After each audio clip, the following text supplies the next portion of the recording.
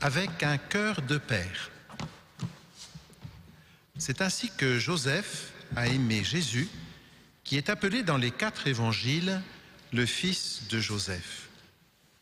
Les 2 évangélistes qui ont mis en relief sa figure, Matthieu et Luc, rapportent peu, mais bien suffisamment pour le faire comprendre quel genre de père il a été et quelle mission lui a confié la Providence. Le mois dernier, lors de notre première veillée en l'honneur de Saint Joseph, nous nous sommes penchés sur le beau texte de l'Évangile selon Saint Matthieu, qui rapporte l'annonce faite à Joseph. Ce soir, nous méditerons ensemble à partir du texte de l'Évangile selon Saint Luc, qui nous parle de la nativité du Seigneur. Puisque nous sommes entre nous, plutôt qu'un enseignement, partager avec vous ce qui habite mon cœur ce soir en 2 circonstances. La première, c'est le décès d'un de nos frères, le frère Bernard Palot, qui a passé plusieurs années ici à Saint-Étienne, au patronage. Et il faut savoir que dans notre congrégation où se côtoient pères et frères, les frères aiment bien se réclamer de la figure de Saint Joseph. Saint Joseph qui a pris soin de Jésus, Saint Joseph qui est le protecteur de la Sainte Famille, et les frères qui, là où ils accomplissent leur apostolat, là où en partenariat, si l'on peut dire, pour utiliser un mot moderne, avec un père comme aumônier, il veille sur les familles, sur les enfants qui fréquentent nos œuvres.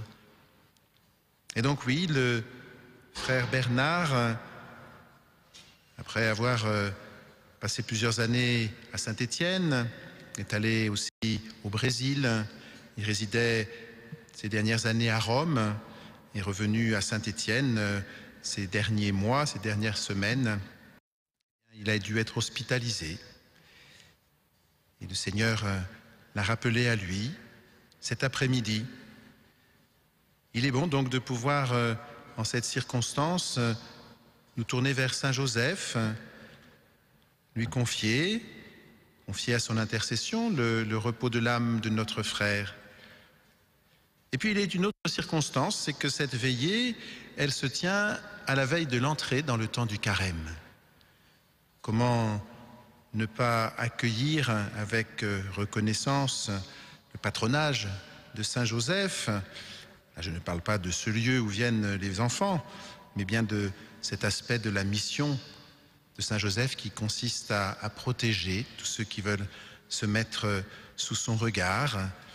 Eh bien oui, que Saint Joseph, au moment où nous entrons dans le temps du carême, soit à nos côtés pour découvrir la joie qu'il y a à aller à la rencontre de Jésus. Trop souvent, le carême est perçu par les chrétiens comme quelque chose que l'on redoute, quelque chose dont on a hâte qu'il se termine. Mais si nous pouvions comprendre que ce temps est un temps favorable, un temps qui nous est donné pour grandir dans l'amour de Dieu.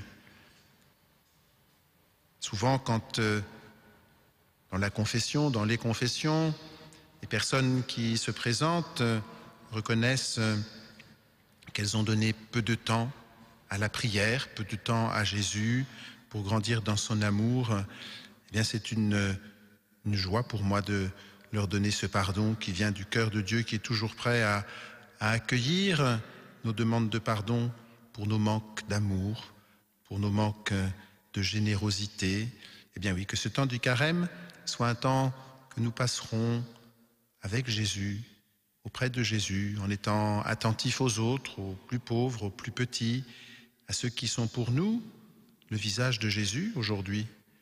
Oui, puissions-nous être plus généreux, plus généreuses, à fréquenter aussi la parole de Dieu, peut-être dans la mesure du possible, à recevoir Jésus lui-même dans la communion, autant d'occasions qui nous seront donnés dans cette sainte quarantaine pour disposer nos cœurs à la belle et grande fête de Pâques. Oui, que Saint Joseph soit notre compagnon de route.